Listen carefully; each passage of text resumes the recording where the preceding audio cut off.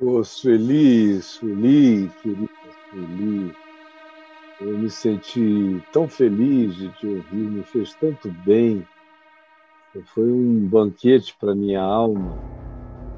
E o Moarama, eu conheço o Moarama, já estive por aí e de passagem pregando no passado, conheço legal essa região toda. E você deve ter me ouvido naquele tempo, lá no início dos anos 90. Eu estava em todas as TVs, né? Estava na Band, estava na Manchete, estava na CNT, estava na Globo e estava na minha TV, a Vind TV, que era essa TV a cabo onde você podia me ouvir até 24 horas por dia. Então, graças a Deus, porque a semente vingou, a semente brotou, a semente floresceu, a semente botou raízes, a semente venceu o tempo, venceu o silêncio, venceu o hiato, venceu as maldições que levantaram contra mim, mas no seu coração o Evangelho continuou intacto e crescendo até que você me reencontrou. E de lá para cá, você vem entre esse grupo, que é a segunda maior denominação do Brasil, é a dos cristãos que não frequentam templos. Eles já estão aí em torno de 15 milhões de pessoas. A única outra denominação maior do que essa é a Assembleia de Deus. Todas as outras, a Mundial, a Universal, a da Graça, a Batista, a Presbiteriana, todas essas outras denominações são menores do que a denominação, não dos desigrejados, porque foi uma terminologia dada não pelas próprias pessoas que não estavam mais indo a templos, foi dada pelos donos do templo, magoados e zangados com aqueles que tinham parado de frequentar e puseram essa alcunha de desigrejados, como se fossem pessoas que, na ausência do templo, não fossem mais igreja. Eu sou igreja, você é igreja, nós só somos desigrejados para essas instituições que têm hall de membro e ficam contando as pessoas na roleta da entrada do templo e na roleta do gasofilácio. E isso gera muito desconforto, muita raiva, quando a pessoa deixa de ir ao templo e diz: não, eu não estou indo ao templo porque se tornou para mim insuportável o que vocês estão fazendo, ensinando, propondo e vivendo. Eu não quero isso para mim. E um monte de gente fez isso. No início elas ficaram assim, meio largadas, bem no início dos anos 2000, chutaram balde, aí aquele pessoal que disse: agora eu vou encher a cara, agora eu vou fumar tudo, agora eu vou comer tudo, agora eu vou lambuzar tudo. Mas era um povo crente. E quando você tem o Evangelho em você, por mais que você tenha alguma decepção com as congregações institucionais que se auto-intitulam como únicas igrejas de Deus na Terra, mas depois de um tempo, apesar de machucado, você não consegue muitas vezes, não todas, mas na maioria, não consegue mais voltar para o lugar de onde você saiu ou para os mesmos esquemas institucionais. No entanto, quando você um dia teve o Evangelho, por mais machucado que você tenha ficado, por mais que você tenha chutado os baldes e os barris, cansa viver no furdunço desse resfolegamento que vai entrando num estado de congestão espiritual, emocional, psicológico. O cara diz, pelo amor de Deus, isso é ruim demais. É ruim demais. Muito obrigado, Margarida. É ruim demais. Isso aqui é bom, Abesso.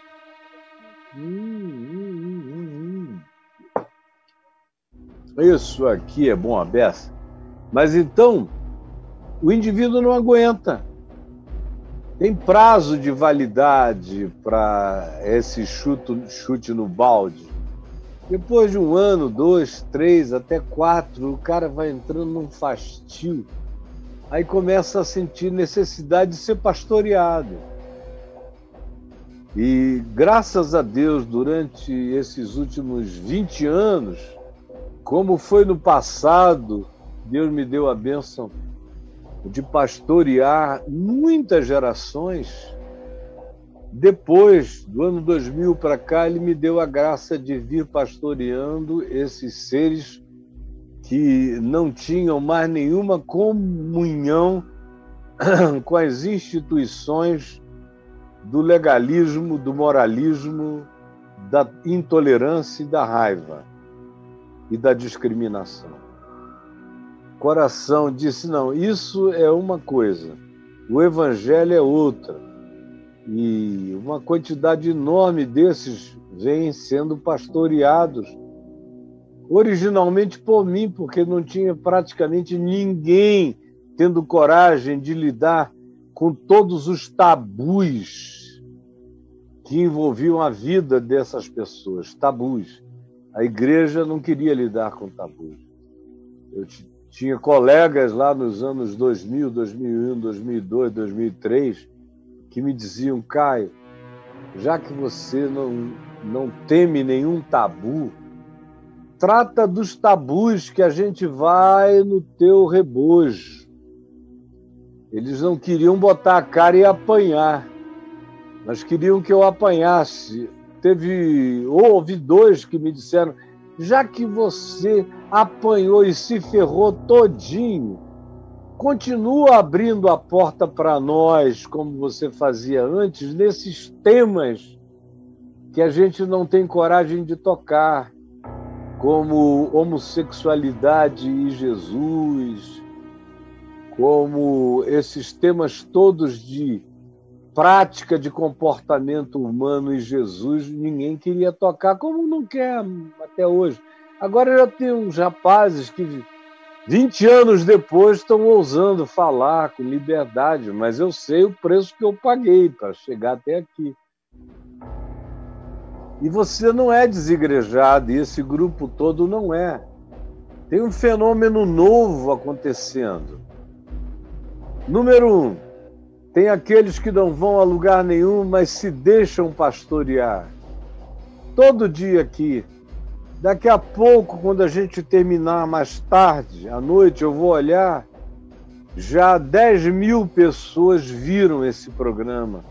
Amanhã eles vão passar para outros, e para outros, e para outros. 1 ano depois eu vejo esse mesmo programa, alguém me envia, por alguma razão eu olho, ele está lá com 400, 500 mil visualizações. E não é de religiosos, é de gente que não tem uma congregação. A segunda coisa a fazer parte desse fenômeno é o pessoal que, depois de acalmado pelo Evangelho e de reenraizado na consciência do Evangelho, começam a convidar outras pessoas para se reunirem com elas em casa. E aí, gente, nesse sentido, não dá para contar, graças a Deus. E, a meu ver, isso faz parte da verdadeira revolução do Evangelho. Um parêntese. Para mim, o Evangelho só tem chance de produzir revolução quando uma quantidade imensa de cristãos sem vínculo, com as instituições da média ponderada, do agrado ao paladar farisaico, quando grupos e grupos e grupos sem compromisso com nada disso começarem a se reunir na melhor qualidade do ensino do evangelho simples e depois se distribuírem para entrarem como fermento, entra na massa, para entrarem de maneira subversiva, de maneira completamente subreptícia aos sentidos dos que pensam que sabem o que está acontecendo. É para não saber nada, entendeu? É o que está acontecendo no Irã. O Irã é uma das igrejas que mais crescem proporcionalmente no mundo, é a igreja no Irã. Não tem templos, não se reúnem, ninguém sabe aonde eles estão, não tem nada disso. Nem tem programa como o meu aqui, ensinando o evangelho nas redes sociais, não tem. Tem nada disso. O que tem? Tem Novo Testamento. Lá, se você disser que é crente, você é preso. Em alguns casos, pode ser enforcado, como exemplo. Então, o cara, para se converter, ele tem que realmente querer. Não é esse chacrinha aqui do Brasil, onde o cara se converte para poder dizer ô Terezinha, ô Terezinha.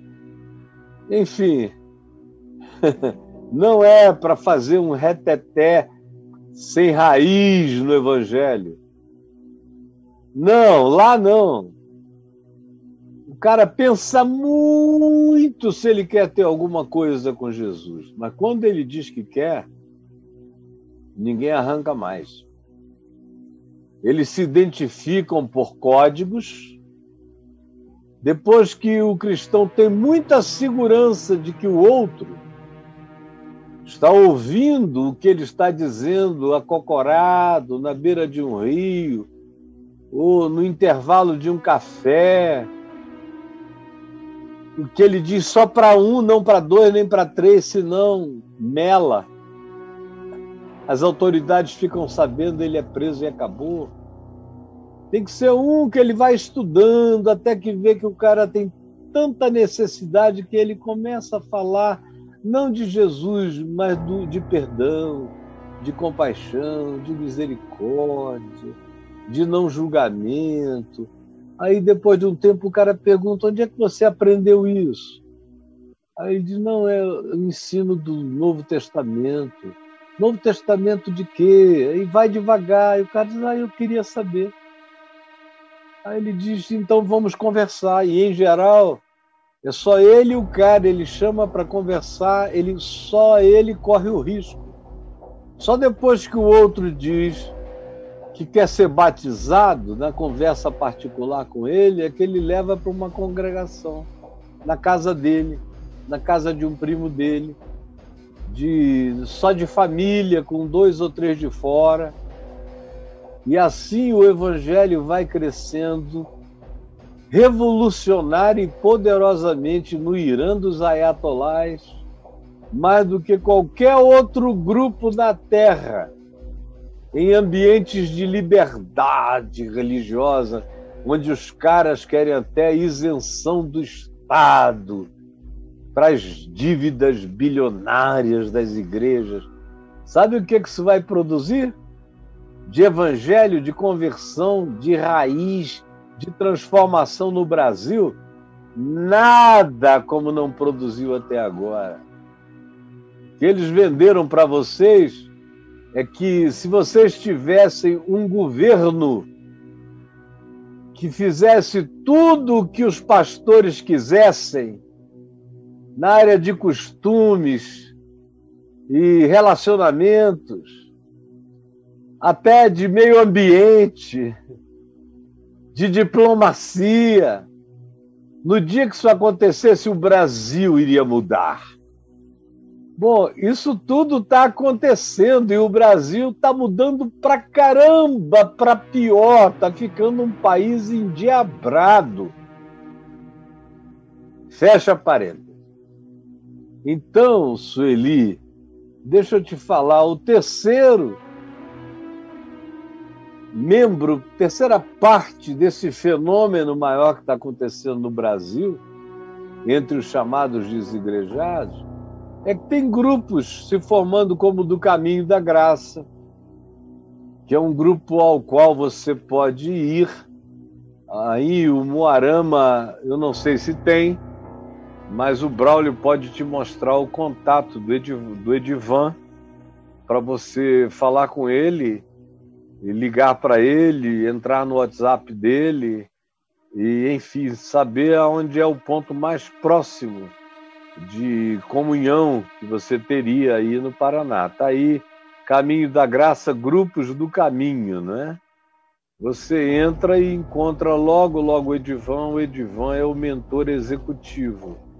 Eu criei o Caminho da Graça e aqui em Brasília, em 2004, ele se expandiu para vários lugares do Brasil e outros no mundo. Enquanto nós nunca tenhamos dado ênfase em crescimento ou em expansão, o caminho está por aí, plantado em vários lugares, como suporte ao meu ministério e como suporte ao convívio de irmãos que precisam de comunidades terapêuticas, comunidades de acolhimento, gente desprezada, de qualquer tipo, pode ir para o Caminho da Graça. Você é um desprezado? Vá para o Caminho da Graça. Você é um marginalizado? Vá para o Caminho da Graça. É caminho da graça. E enquanto eu viver, será um lugar de graça e de acolhimento. E aonde alguém chegue que não seja assim, me informe. Porque eu só aceitei expandir isso e dar o meu nome a isso, que é Caminho da Graça, é meu sobrenome também, para isso ser coerente com o que eu ensino. Não seria coerente ser diferente. Então, eu gostaria muito que você contactasse o Edivan, aí em Grupos do Caminho, e visse onde é que você pode chegar, com quem que você pode se reunir, ou quem pode ir até você para iniciar um grupo. E vocês todos que fazem parte de grupos ou querem começar grupos, aí o Braulio está mostrando o telefone do Edivan.